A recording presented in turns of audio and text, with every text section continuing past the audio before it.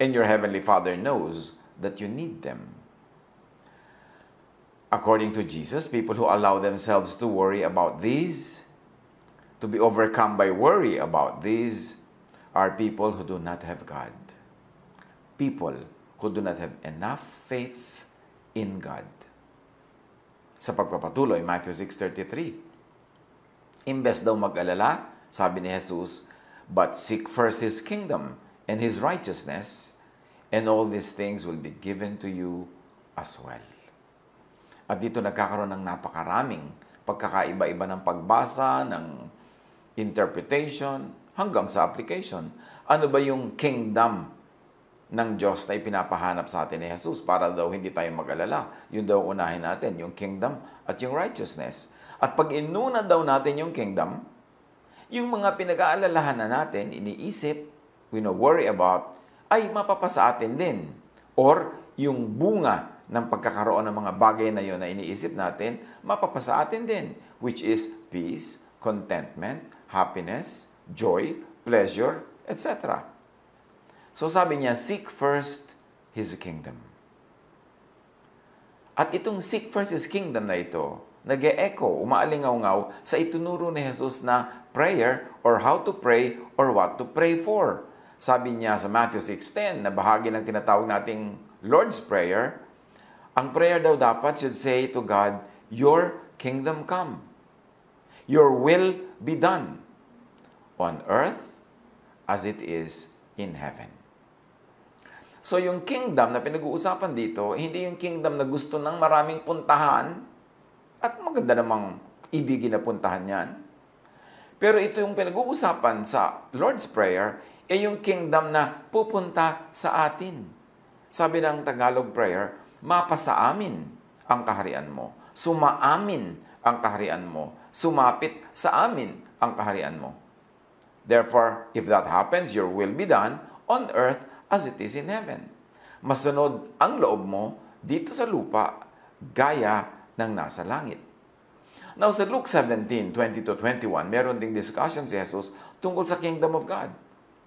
Once, on being asked by the Pharisees when the kingdom of God would come, Jesus replied, the coming of the kingdom of God is not something that can be observed, nor will people say, here it is, or there it is, because the kingdom of God is within you, is in you, is in your midst. Tinatanong siya ng mga Pharisees kung kailan daw darating ang kaharian ng Diyos. At sinabi ni Jesus, aba, ang pagdating ng kaharian ng Diyos ay hindi isang bagay na nakikita ng mata, nasusukat. Sabi niya, hindi pwedeng sabihin, eto, o hayun. Sabi niya, kasi invisible ang kingdom of God, it is in you. It is within you. In other words, the kingdom of God that Jesus is talking about here is that reign of God in people's minds and hearts. The kingdom of God within the mind and in the heart. The kingdom of God in thought and feelings. Na pag nagpagharian tayo ng Diyos, pag dumating sa atin ang kaharian ng Diyos, yon ay tumatagos, tumatalab, nakikita sa ating iniisip at nararamdaman. Hindi ibig sabihin na wala na yung isang kingdom na gustong puntahan ng mga tao pagka sila sa makabilang buhay. No. Pero ang tinutukoy dito is this kind of kingdom that should come. The kingdom that is within us. The kingdom na laging sinasabi ni Jesus at nire-refer din ni John the Baptist that the kingdom of God is near. The kingdom of God, in fact, has come. It is the reign of God in people's hearts and minds na ang resulta, rest, peace, love, tranquility, calm. Yung ganong mga feelings that are very positive and very beautiful. So sabi ni Jesus, the cure to such worry is faith in God. The cure to worry about things, about what you have, about your health, about your body, about what you will eat, what you will wear, the cure is faith in God. Is in having the kingdom of God within. Not in having what one wants, but in having godly thoughts and values. Yun ang kingdom of God. At pag nangyari yun, na ang pag-iisip ng Diyos, ang takbo ng ating isip, ang kanyang nararamdaman ng ating nararamdaman din, ang pag-ibig niya ay naging pag-ibig natin, ang karunungan niya ay naging karunungan natin, magkakaroon tayo ng kapayapaan. Maghahari sa atin ang Diyos, mapapasa atin ang kaharian ng Diyos. At ang bunga nun, daig mo pa ang natanggap ang lahat ng wino-worry about. Daig mo pa na nandyan na sa bahay mo, nasa bulsa mo na lahat ng inaalala mong dapat ay kailangan, dapat ay magkaroon, dapat ay maging sayo. Daig pa yon. Kasi ang bunga ay kapayapaan, kapahingahan, katahimikan. At hindi naman malayong bunga rin na magkaroon ka ng mga bagay na yun na kailangan mo. Dahil siyempre kung nabubuhay ka ayon sa pag-iisip ng Diyos, ayon sa kalooban ng Diyos, gagawin mo ang tama. Magtatanim ka para ka umani at ikaw ay aani ng mabubuti sa mabuti mong itinatanim. Matthew 6:34, therefore do not worry about tomorrow, for tomorrow will worry about itself. Each day has enough trouble of its own. So sabi ni Jesus, think only of your needs today. Kaya tayo nag-aalala. Hindi naman yung today mostly ang inaalala eh. Kasi more often than not, meron naman nung pang today. Kahit medyo hindi kasing dami ng iniisip at gusto ng iba, meron pa rin. Meron pa rin. Pero ang nag-aalala tayo talaga yung pang bukas, pang next week, next month, next year, next 10 years or more. Kaya nakakapag-alala because hindi mo naman control yung malayo. Pag inisip mo yon, ang magiging bunga lang ay pag-aalala, pagkabalisa, at takot. So sabi ni Jesus, think only of your needs today. Matthew 6:11, kasama din sa prayer na itinuro ni Jesus na component ng tinatawag nating Lord's Prayer, give us today our daily bread, or our daily rice, or our daily anything. Kung ano man ang pagkain sa kultura ng taong nagdarasal, sabi niya, give us today our daily bread. At hindi lamang ito, inuusal ng bibig na, give us this day our daily bread. Ibig sabihin din, itanim mo sa utak mo, na ang tunay na problemahin mo lamang at isipin yung pang ngayon. Ngayon, kaya mo. Ngayon, meron kang kakayanan. Ngayon, hawak mo pa ang panahon. Hawak mo ang iyong lakas. So, madami kang magagawa para yung pang ngayon ay maisip mo. Pero oras na inilayo mo sa ngayon, dinala mo sa malayong future, worry ang magiging bunga niyan. So, apply this to all concerns. Even to issues of aging, of sickness, even of death. Kaya marami mga tao nag-aalala kasi iniisip nila yung malayo pa. Paano kaya pagtanda ko? Hindi mo nga sure kung tatanda ka o baka mamaya kunin ka na ng Panginoon at a young age, di ba? So bakit mag-aalala ka sobra nung malayo pa? Useless. Cross the bridge when you get there. Even of sickness, even of death. All of these are components of life. Ang mahalaga lang, di ba, during our lifetime, we minimize pain, we maximize pleasure, and we do the most good. And when the Lord calls you, go and meet your Maker. Hindi rin yan dapat problemahin. Nasa kamayan ng Panginoon. So ang teaching ni Jesus, do not worry about tomorrow. Which really means, do not worry about what is beyond today. The faraway future. Your needs tomorrow. Why not? Because worrying doesn't help. Worrying brings fear. And fear brings hell into one's heart, tulad ng makikita natin sa ating illustration. If heaven is in the heart and mind, if the kingdom of God is within in the heart and mind, yung hell din can be in the heart and mind. This is not to discount that other hell that many people are fearing, that many people are teaching about, and many people are actually anticipating even. But that is not the topic of the hell in Jesus' teaching or the heaven in Jesus' teaching in this present lesson that we're taking up. That hell could be fear. Fear in the mind, fear in the heart, worry, anxiety, and all the accompanying negative feelings that go with that. So pwedeng maiwasan yan to go to hell by inviting the kingdom of God into your heart, into your mind, by not worrying. By doing the right thing, by planting the right plants and harvesting the right harvest at the right time, then we minimize space for worry. But we should take note that when we say do not worry, it doesn't mean do not prepare or plan for the future. It doesn't say do not plant. Of course, we plant to harvest. Do what is necessary to harvest. Do what is doable to have your provisions in the morning. Do good so that good will come back to you. Hindi ibig sabihin na pagka do not worry, hindi mo nagagawin yung mga bagay na yun. Because you never know who is watching when you're doing good. But definitely, you know that God is watching. And good deeds are always rewarded. Huwag mag-guilty that you want to be rewarded for your good deeds. Even sa Bible, sinasabi, a farmer plants with a prospect of harvest. The law of nature says that planting yields a harvest. The law of God says that because the law of nature is the law of God, planting yields a harvest. So plant and harvest. Instead of worrying, plant. Instead of worrying, do good. Invest in something. Invest in the soil. Invest in the industry. Invest in the economy. Invest in people. Invest in yourself. Invest in the future. But don't worry. Do what is practical. Do what is needed. But do not add worry to it. 2 Corinthians 9:6.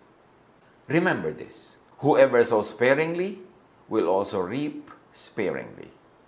And whoever sows generously will also reap generously.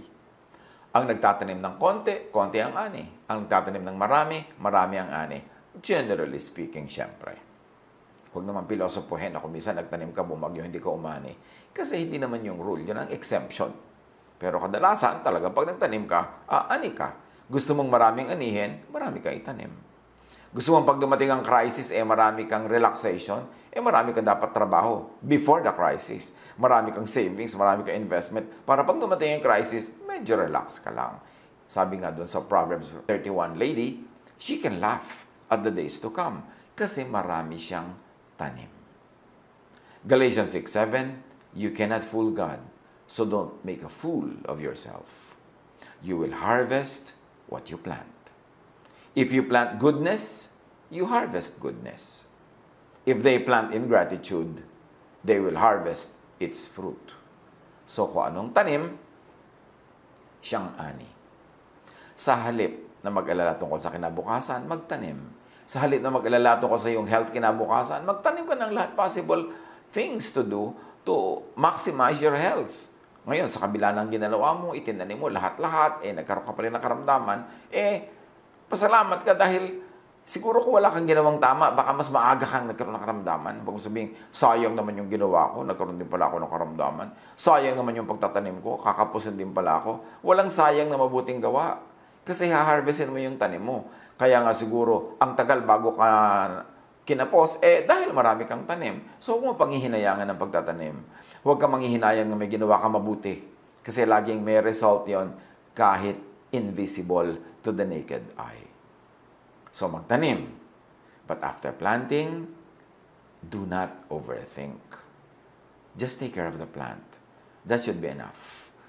Nakakita ka na ba na nagtanim tapos kinabukasan hinuhukay-hukay niya yung buto para tingnan niya kung nagkakaroon na ba ng uga, tumutubo na ba yung dahon, masisira yung tanim mo. Do not overthink. Just do good and take care of your plant. Ecclesiastes 11:6. Sow your seed in the morning, and at evening let your hands be not idle. For you do not know which will succeed, whether this or that, or whether both will do equally well. Meron na namang katuroan dito sa Solomon sa atin kung paano malilesen ang ating worry. Nagwa-worry tayo, aling kayang hanap buhay ko ang kikita, aling puhunan ko ang tutubo, aling negosyo ko ang lalago. Sabi niya, mabuti pa, umagang-umaga pa, magtanim ka na para may nagawa ka na maaga pa lang. At pagka dumadating ng hapon o gabi, huwag ka nang sobrang magpahinga agad ng ang aga-aga. Huwag kang magpatamad-tamad dyan. Meron ka pa dapat gawin with your hands. Meron ka pa dapat sideline. Meron ka pa dapat ibang main line. Meron ka pang ibang dapat nagagawin. Kasi hindi mo alam kung alin sa mga tanim mo ang pagpapalain, alin ang lalago, alin ang magdadala ng bunga. So, hindi mo alam kung itinanim mo kaninang umaga ay mamumunga. So, magtanim ka pa ng iba sa tanghali, iba sa hapon. May gawin ka pa dapat na iba. Pero, don't worry. Just do the maximum good. Kasi, dumadami ang iyong potential na humarvest also ng what is good. Just do not worry, do not overthink. Ecclesiastes 11:4. Whoever watches the wind will not plant. Whoever looks at the clouds will not reap. Pagka daw lagi kang matatakutin, iniisip mo yung hangin, iniisip mo yung ulap, yung ulan, yung panahon, yung klima, lahat, yung trend ng market, ng prices, hindi ka na magtatanim, hindi ka na mag-i-invest, matatakot ka lang, wala kang gagawing mabuti. So sabihin ko nun, huwag kang masyadong mag-alala sa mga ganyan. Of course, use your common sense. Kung sobrang bagyong-bagyo today, di huwag ka ngayon magtanim. Bukas o sa makalawa, pag gumanda-ganda na ang takbo ng panahon. Pero hindi ibig sabihin na kada ihip ng hangin, kada sikat ng araw, at kada galaw ng buwan, ay matatakot ka. Kasi pag ganon, wala ka nang gagawin sa buhay. Matthew 6:27, ano daw, napapala na nag-aalala? Sabi ni Jesus, can any one of you, by worrying, add a single hour to your life? Wala naman nga daw eh. Sa pag-aalala ba, kaya mong dagdagan kahit isang oras ang buhay mo? No. Nasa kamay yan ng nagbigay. Kung hindi mo nun pinroblema kung kailan ipapanganak, huwag mo rin problemahin kung kailan ka kukuhanin ng Panginoon at sasakabilang buhay. Both are in the hands of your Maker, of God, our Creator. Then, what can we do? Obviously, sa mga pinag-aaralan natin kanina pa, to lessen our worries, save. Dapat ang tao marunong mag-impok. Kung meron tayong tinanggap na pagpapala na higit sa pangangailangan natin today, dapat yon partly itabi as savings and partly ibigay sa mga karapat-dapat bigyan na nangangailangan, mga kapuspalad. Give them to the needy, to the weak and the poor, and give them to the deserving. Kaya sobra yon, hindi para lamang sa'yo. Meron kang dapat i-save para sa future mo at meron ka rin dapat i-share. Save. Dapat ang tao marunong mag-save.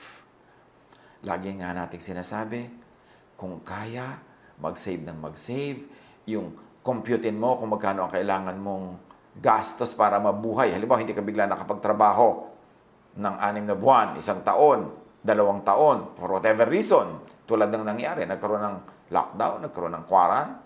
So, may mga taong nawala ng mga opportunity to work. Kung nung panahon na sila ay kumikita ng sobra, ang pinag-uusapan natin yung mga kumita ng sobra, hindi yung kulang lagi araw-araw, kasi siyempre hindi naman sila pwede mag-save kung kulang. Pero yung nakaranas, na sumobra naman ang kinita, tapos hindi nag-save. Ngayon, ganitong panahon, na hindi ka masyadong makakilos, wala ka masyadong income, kitang-kita mo ang kahalagahan ng savings. Para mga langgam, na pag tag-araw, pag tag-ani, they work triple time para mag-ipon ng mga makakain sa kanilang mga bahay, kanilang mga lungga, para pag dumating ang tag-ulan, malaki ang baha, hindi nila kayang tawirin ang baha dahil ang liit-liit nila. So, nando lang sila nananahimik sa bahay nila kasi meron silang kakainin. Yun ang kahalagahan ng may savings. Kung sakasakali, huwag naman sana na nadaanan tayo ng very challenging times na ito na walang savings at talagang nakaranas tayo ng challenges, next time around, if the Lord gives us another chance, kailangan mag-save tayo pag meron tayong extra income. Then, of course, conserve. It is important to conserve. Save and conserve. Kasi hindi mo alam kung kailan darating ang panahon na kapos, kulang, o hindi ka makalabas para magtrabaho. At sabi ni Jesus sa Matthew 6:33, yung sa pagwawakas nga ng kanyang katuroan tungkol sa do not worry, seek first His kingdom, meaning His thought, and His righteousness, meaning His deeds and works, like planting, doing good, and all these things will be given to you as well. Pag inuna mo na sumunod yung isip mo sa isip ng Diyos, sumunod ang katawan mo sa mga trabaho ng Diyos, mga trabaho ni Jesus, lahat daw ng pinag-aalala at iniisip natin, automatically will be given to us. Ang pagtatamasa natin ng mabubuting bagay, naging mga magaganda at masasarap na bagay, ay bunga lamang ng kaluguran ng Diyos sa ating pagsunod sa Kanya at sa pagbibigay natin ng isip at puso natin sa Kanya upang siyang manahan doon, upang siya ang maghari para tayo maging kaharian ng Diyos, kingdom of God. That kingdom is not up there in the clouds. That kingdom is within us. Thinking, doing, working, all mean prayer.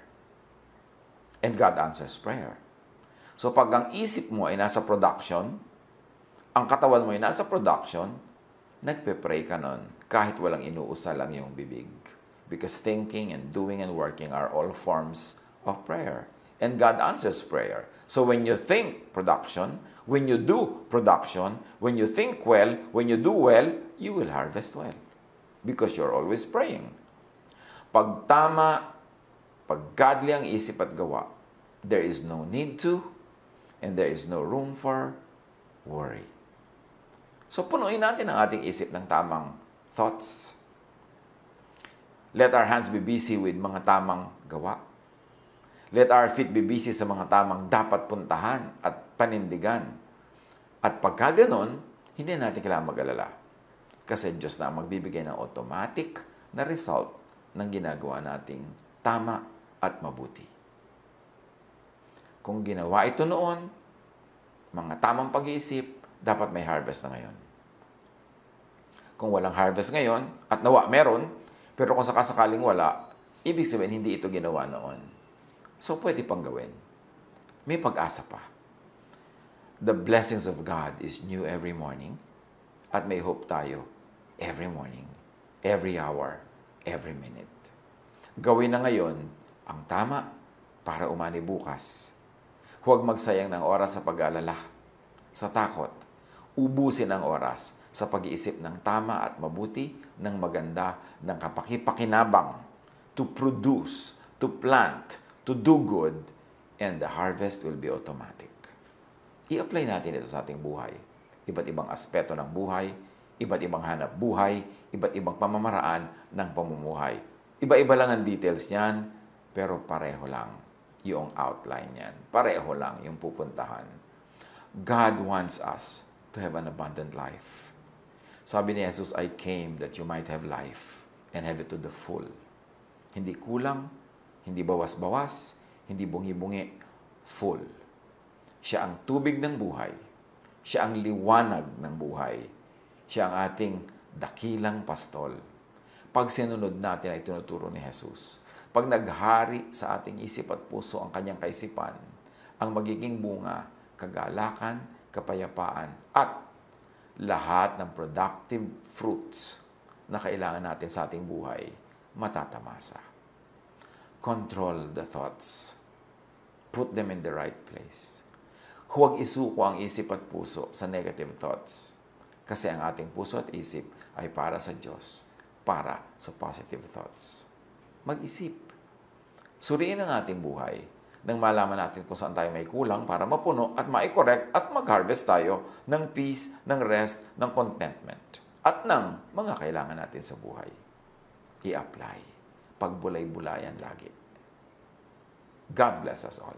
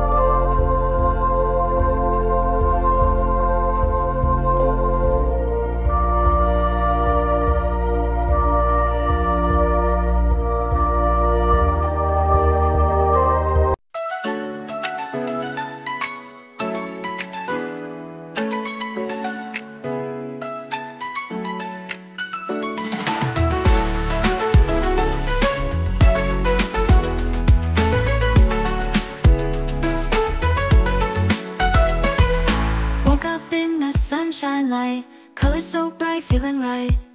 Hop in my shoes, run into the day. Sparkles in the air, come and play. Laughing and dancing around we go.